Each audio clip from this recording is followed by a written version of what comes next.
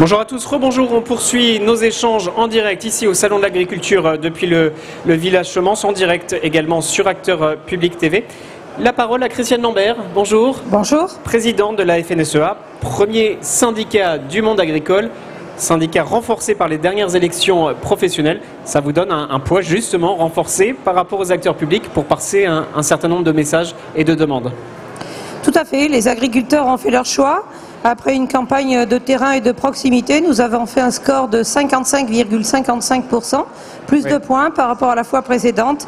Les agriculteurs nous font confiance, c'est une responsabilité importante. Et parmi les enjeux nombreux qui sont évoqués ici, il y en a un qui concerne l'emploi. Le Premier ministre Édouard Philippe était là lundi 25 janvier. Il a rappelé ces 70 000 postes non pourvus en France. Il a dit que les besoins de recrutement étaient massifs. Comment on fait? Comment les acteurs publics peuvent intervenir pour justement que ces postes soient pourvus? Qu'est-ce que vous leur demandez? Par exemple, que Pôle emploi, qui reçoit beaucoup les demandeurs d'emploi et les chômeurs, puisse renseigner sur l'ensemble des métiers de l'agriculture. Il y a des métiers dans les exploitations agricoles, à la production, des métiers qualifiés, des métiers non qualifiés, des métiers saisonniers, des métiers à temps plein en élevage, en maraîchage, des métiers aussi dans le machinisme agricole, des réparateurs de machines agricoles, avec aujourd'hui une vraie compétence informatique parce qu'il y a beaucoup d'électronique embarquée dans le matériel agricole. Des métiers aussi et du recrutement dans les laiteries, dans les abattoirs, dans la découpe de viande. Bref, une grande panoplie de métiers pour lesquels il faut des compétences très diversifiées. Donc nous avons une association qui s'appelle Association départementale Emploi Formation en Agriculture, ADEFA. Il y a aussi l'APECITA, ce sont sur ces sites qu'on peut trouver les contacts. Alors je ne vais pas dire qu'il suffit de traverser la rue, mais parfois traverser un ou deux départements et en Anjou, nous avons beaucoup de postes à pourvoir. Il ne faut pas traverser la rue, mais un ou deux départements, le message est passé. Est-ce que c'est suffisamment clair dans le qui fait quoi? On sait que les régions sont à la manœuvre sur le développement stratégique, sur les questions d'apprentissage notamment, les interco interviennent, les services déconcentrés de l'État. Est-ce que vous avez un interlocuteur unique ou vous demandez un peu de clarification? Nous avons des habitudes de travail avec les régions qui sont très impliquées justement sur cette question, d'abord de la formation dans les établissements d'enseignement, également sur l'apprentissage, même si aujourd'hui l'État a repris les compétences, il y a quand même encore une vraie volonté des régions d'accompagner sur ce registre-là. Les départements, via les établissements d'enseignement également, mais tout ce qui est Pôle emploi et action locale pour tout ce qui est périphérique à l'emploi, les gardes périscolaires pour pouvoir avoir notamment pour les femmes, des possibilités d'être allégées de ces contraintes-là. Nous savons faire, nos organisations ont cette habitude et c'est pas vraiment un poids, il n'y a pas trop de freins. Plus, Édouard Philippe disait en début de semaine, plus 0,7% en 2018 d'apprentis.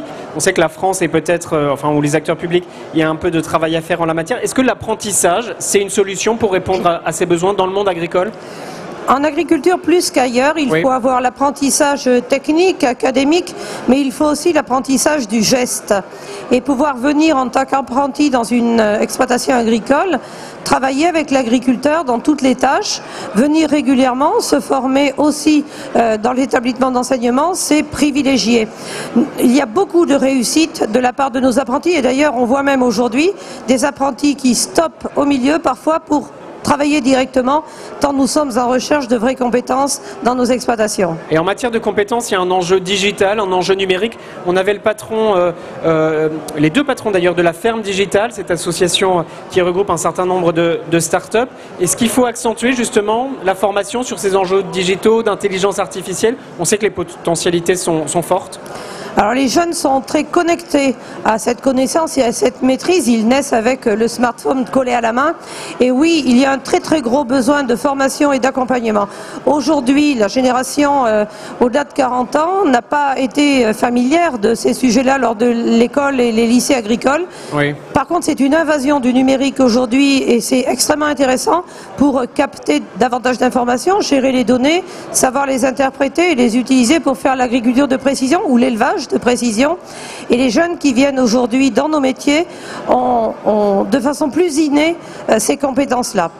Un mot, on arrive au terme de notre entretien, je vais y arriver. Un mot sur l'actualité. L'actualité, c'est la campagne européenne, c'est le Brexit. Vous interveniez dans la presse ce matin ou hier, je ne sais plus, en insistant sur l'axe franco-allemand. Il y a une inquiétude sur la politique agricole commune, sur les enjeux à l'horizon 2020, justement parce que l'Angleterre s'en va. Inquiétude d'abord quant au Brexit, parce que c'est une contribution en moins au budget européen de la politique agricole commune. Ça risque d'avoir des impacts forts, selon vous, pour le monde agricole? Oui, ça aura des impacts de moins 10 à moins 12%, moins 7 selon les secteurs de production. Par contre, c'est aussi la perte de débouchés. C'est moins 1,3 milliard de ventes de vin vers la Grande-Bretagne, moins 800 millions d'euros de produits laitiers et de lait. Donc on a beaucoup d'inquiétudes. Le Brexit est une catastrophe, c'est du perdant-perdant. Donc ça doit aussi, pour nous Français, nous inspirer, tout sauf le rejet de l'Europe. Et nous serons des militants de l'Europe parce que l'agriculture, c'est ce qu'elle doit à l'Europe. Le message est passé. Toute dernière question. Vous disiez stop à l'agribashing, le dénigrement systématique du monde agricole. Il faut porter un message positif, vous le faites aujourd'hui. Oui, parce qu'il y a plein d'associations militantes qui parlent de tous nos défauts, donc parlons de nos qualités, parlons de ce que nous savons faire.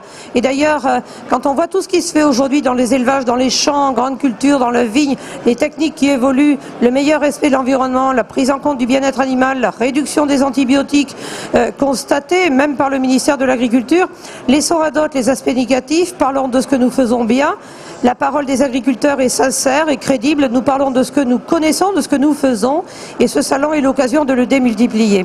L'agri-positif, on va dire. L'agri-acting plutôt que l'agri-bashing. L'agri-acting, ce que vous me disiez tout à l'heure. Merci beaucoup, Madame Lambert, même présidente de la FNSEA. Merci d'avoir été sur notre plateau. Vous ne bougez pas, les émissions, les échanges se poursuivent ici au Salon de l'Agriculture. Merci.